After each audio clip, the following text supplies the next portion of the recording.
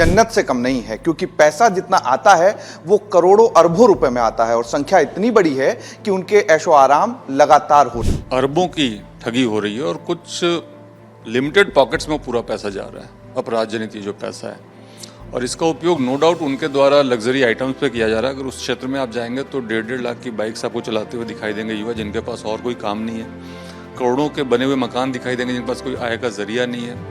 उनके आप जूते देंगे तो 20-25 हज़ार के जूते, 20-25 हज़ार के टी शर्ट्स, ये उनका लाइफ स्टाइल हो गया है। पानी पीना छोड़ के रेड बुल पीना शुरू कर दिया उन्होंने। आप किसी भी घर में जाएंगे, अगर किसी भी वहाँ के अपराधियों के घर में जाकर चेक करेंगे तो जो आ रहा है उसका उपयोग कल को आतंकवादियों के द्वारा नहीं किया जाएगा या नक्सलवादियों के द्वारा नहीं किया जाएगा, इसकी क्या गारंटी?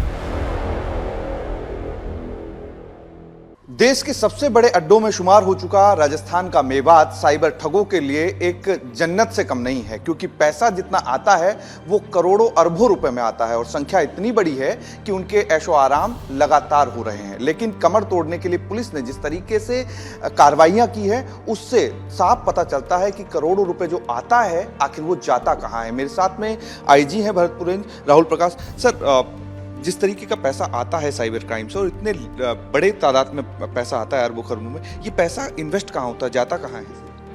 अब जैसा कि हम लोग देख रहे हैं कि एक्चुअल में अरबों की ठगी हो रही है और कुछ लिमिटेड पॉकेट्स में पूरा पैसा जा रहा है, अपराध जनित ये जो पैसा है, और इसका उपयोग नो डाउट उनके द्वारा लग्जरी आइटम्स पे किया जा रहा है। अगर उस क्षेत्र में आप जाएंगे तो 1.5 लाख की बाइक्स आपको चलाते हुए दिखाई देंगे युवा, जिनके पास और कोई काम नहीं है। करोड़ों के बने हुए मकान दिखाई देंगे जिनके पास कोई आय का जरिया नहीं है।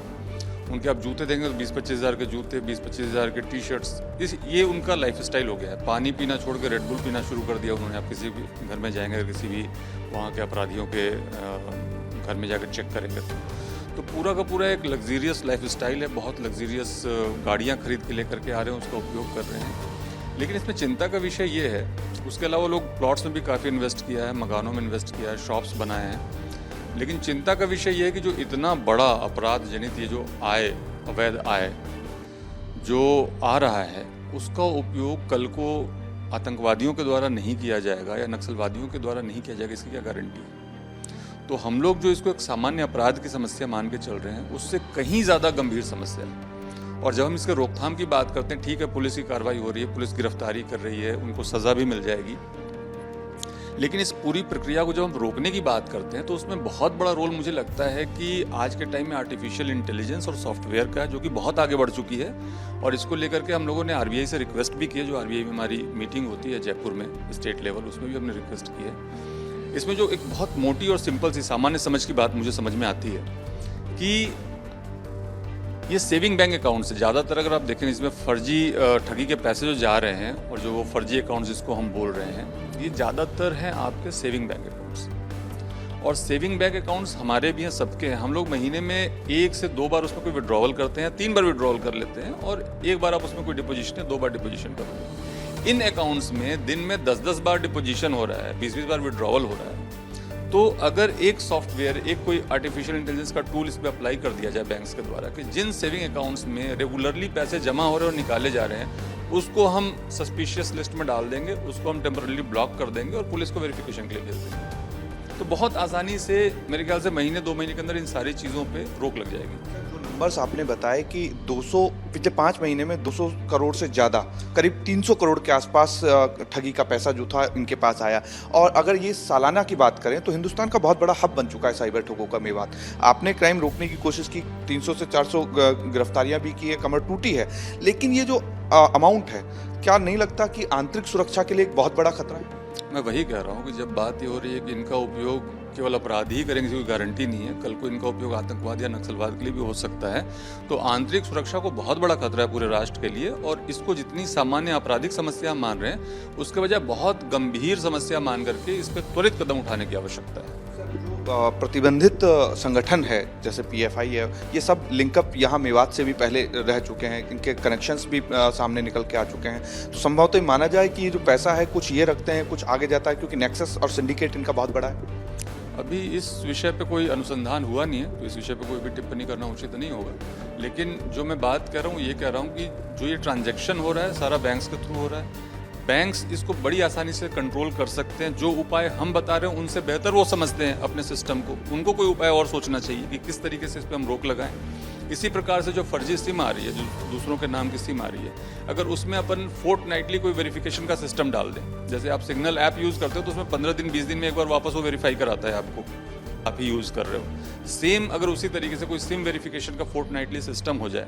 इसके साथ ही यहाँ पे जो बहुत सारे चोरी के मोबाइल यूज़ हो रहे हैं, वो मोबाइल आपके दिल्ली से और कई जगहों से आते हैं। आने के बाद उसका IMEI चेंज किया जाता है। जो IMEI चेंज किया जाता है तो वो अनऑथेंटिक IMEI है, ऑथेंटिक नहीं है। तो जब भी किसी कंपनी की सिम उसमें लग रही है तो उसमें भी ये सिस्टम विकसित करना चाहिए कि ऐसी IMEI पे कोई सिम रन नहीं करे।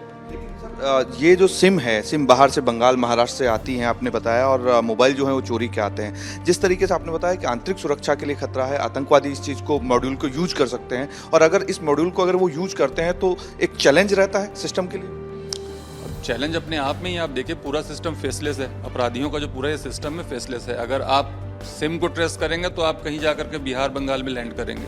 अगर आप एड्रेस को ट्रेस करेंगे तो आप कहीं और जाकर के लैंड करेंगे। अगर आप इनकी कॉल डिटेल निकालेंगे तो लोकल में उसमें कोई कॉल नहीं होती, उसके आधार पे आप किसी को नहीं पकड़ सकते हो। अगर आप इनके बैंक अकाउंट्स को देखेंगे तो बैंक अकाउंट किसी और का है। तो एक्चुअल में कम्प्लीटली फेसलेस है। तो ऐसा कोई फेसलेस मनी ट्रांजैक्शन सिस्टम और जनरेशन सिस्टम अगर एग्जिस्ट कर रहा है तो ये आंतरिक सुरक्षा के लिए तो बहुत बड़ा खतरा है। डिनाई नहीं किया जा सकता कि कोई बड़ी घटना अंजाम दे सकते हैं भविष्य में अगर इस तरीके से अगर सिस्टम इस पर रोक नहीं लगा।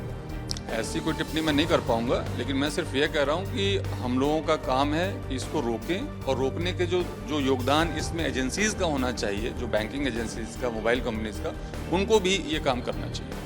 यहाँ पे जो पुलिस का कहना है वो ये है कि पुलिस अपना काम कर रही है, लेकिन जो सबसे बड़ी समस्या आती है वो आती है बैंक की। बैंक अगर उस पर रोकथाम लगाए, उन अकाउंट्स को सीज करे जिन अकाउंट्स में इनलीगल पैसा आता है, और बार बार ट्रांजैक्शन जो है वो सेविंग अकाउंट्स के थ्रू होती है, लेन-देन जो है वो लगातार इन फर्जी अकाउंट्स के थ्रू होती है। अगर उसमें रोकथाम होती है तो इस पर लगाम लग सकती है। बहरहाल राहुल प्रकाश जी जो IG हैं भरतपुर रेंज, उन्होंने साफ कहा है कि आंतरिक सुरक्षा के लिए एक बड़ा खतरा जो है ये साइबर ठग हो सकते हैं। इससे इनकार नहीं किया जा सकता। वीडियो जर्नलिस्ट महेश के साथ अमरदीप शर्मा, रिपब्लिक TV।